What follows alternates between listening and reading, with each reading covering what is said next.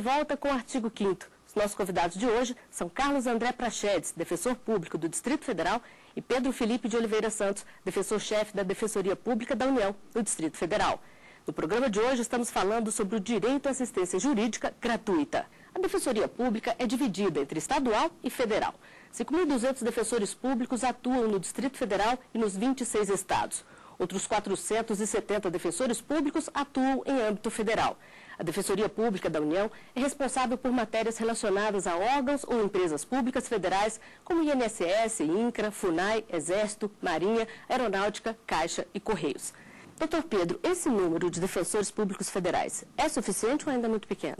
É um número muito pequeno. Segundo um estudo realizado pelo Tribunal de Contas da União, precisaríamos hoje de no mínimo 1.200 defensores para atender toda a demanda. Nós temos hoje 470 defensores em 54 unidades da Defensoria Pública da União. Felizmente, já estamos em todos os estados da federação, mas ainda temos o desafio de nos interiorizarmos. E no caso das defensorias estaduais, qual que é a realidade? A realidade não é diferente. A questão é que na reforma do judiciário recente, as defensorias dos estados foram dotadas de autonomia financeira e administrativa. A Defensoria Pública do Distrito Federal, ela tem um processo semelhante à Defensoria da União. Também nós estamos aguardando a aprovação da PEC, que vai dar à Defensoria do Distrito Federal autonomia financeira e orçamentária, administrativa, que é o que realmente nós precisamos para atender melhor a população carente. E só para a gente esclarecer para a população, então, a gente já falou da competência da Defensoria da União. O que compete às defensorias estaduais? O que define a competência, o que define a atuação das defensorias dos estados e do Distrito Federal em relação à Defensoria da União é a matéria. Como você bem falou, matéria relacionada a direito previdenciário, direito penal militar, direito trabalhista, todas essas matérias são da alçada da Defensoria Pública da União. Direito penal, direito civil, direito de família, direito do consumidor, regra geral, isso afeta as defensorias dos estados e a do Distrito Federal. Só complementando o que o doutor Prachedes falou, a Defensoria Pública da União atua primordialmente perante o Poder Judiciário da União, incluindo aí a Justiça Federal Comum, a Justiça do Trabalho, a Justiça Militar e a Justiça Eleitoral, em todos os graus de jurisdição. E essa falta de defensores prejudica o trabalho? Nós temos todo um trabalho árduo, realmente, de fazer muito com o pouco que temos. E não prejudica, não.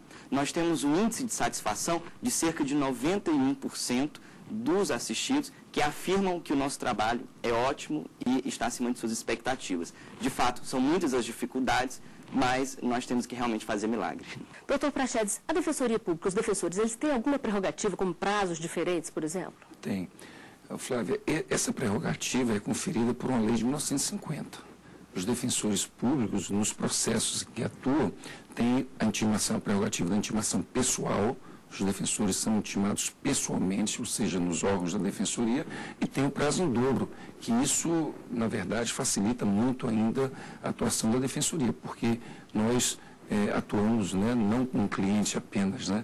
Nós somos, na verdade, um grande escritório de advocacia, que atendemos aqui uma quantidade muito grande de clientes. Por isso, a lei nos confere aqui o prazo em dobro. Então, todos os prazos processuais, prazos para interposição de defesas prévias, contestações, recursos, todos esses prazos são contados em dobro. E para a população, a garantia de ter acesso gratuito à justiça é muito importante. A equipe do artigo 5º foi conferir a opinião das pessoas nas ruas.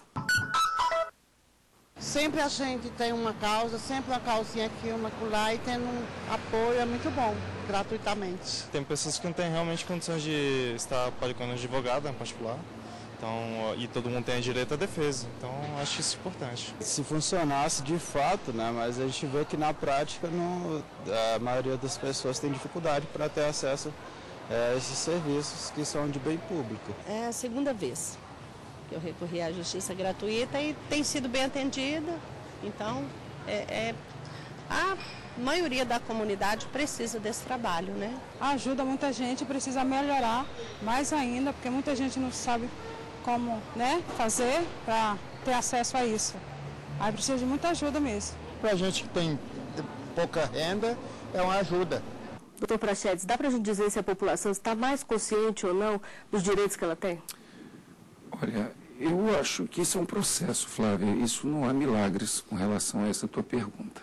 Eu acho que isso é um processo. Eu acho que nós estamos ainda construindo o Estado de Direito. As pessoas ainda, eu entendo, são muito pouco conscientes. Se a população tivesse uma consciência muito acentuada dos seus direitos, a Defensoria Pública realmente não teria condições de atender todas essas pessoas que necessitam do nosso serviço. Mas acho que, pela matéria que nós vimos aqui, eu acho que a gente pode ser otimista.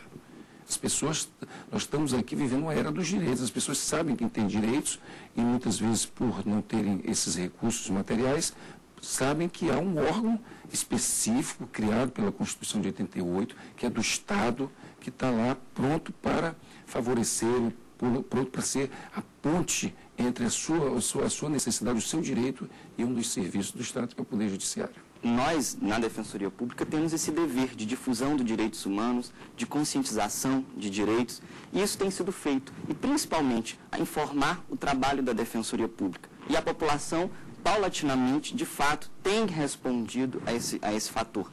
Muitas vezes ela tem noção dos direitos que tem, mas ela não sabe como obtê-los, como operacionalizá-los. E aí cabe a nós, como profissionais, realmente estabelecer esse diálogo com a população, com o Estado e criar formas efetivas de garanti-los. Agora, doutor Prachedes, existe diferença entre quem tem um advogado particular que é pago e um defensor, ou a preparação dos profissionais é a mesma? Flávia, eu acho que seria interessante saber o que pensa o assistido, aquela pessoa que recebe os nossos serviços, né? Porque há um inconsciente coletivo, talvez a seguinte percepção: tudo que é público no país não funciona.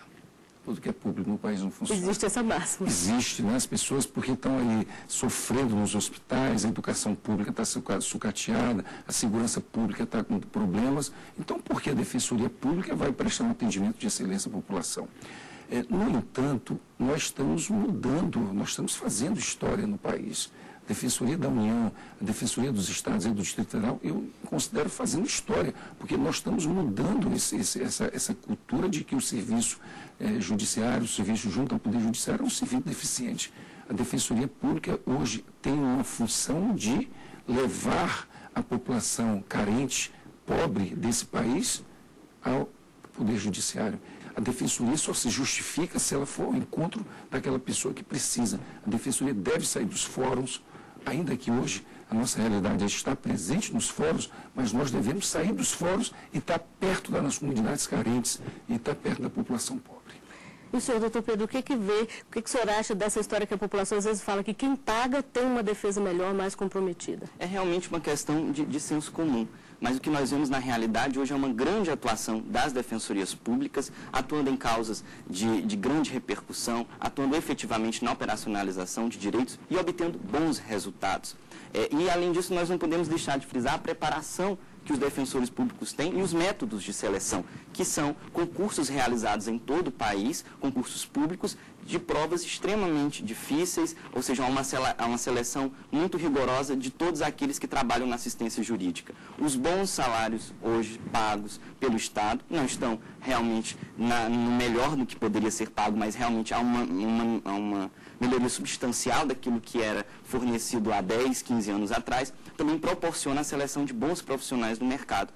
E realmente é necessário que o defensor seja vocacionado, não seja um profissional de gabinete. Nós não somos um profissional de gabinete, de apenas escrever de processo, nós somos um profissional das ruas.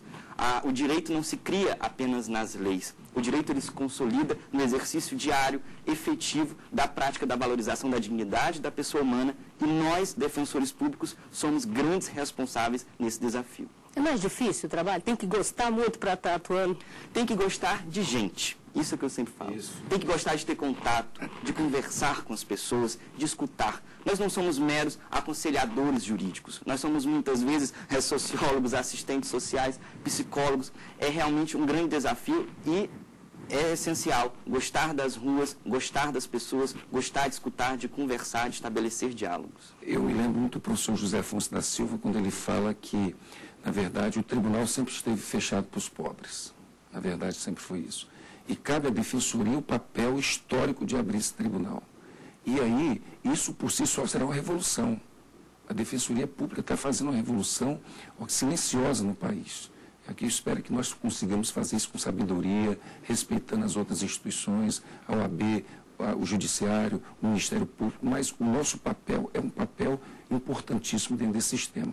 E o doutor colocou, e eu quero assinar embaixo, de que o nível da Defensoria Pública é um nível altíssimo. Quem recebe o atendimento, ainda que haja deficiências ainda, mas sai satisfeito porque sabe que hoje é a Defensoria Pública que está levando grande parte das questões aqui para o Judiciário, para o Supremo, para o STJ, para os tribunais estaduais, para o Tribunal de Justiça do Distrito Federal, e está muito presente aqui nos fóruns aqui das comarcas e das circunscrições judiciárias aqui. É importante frisar um aspecto que o Dr. Prachedes ressaltou, que é muito relevante.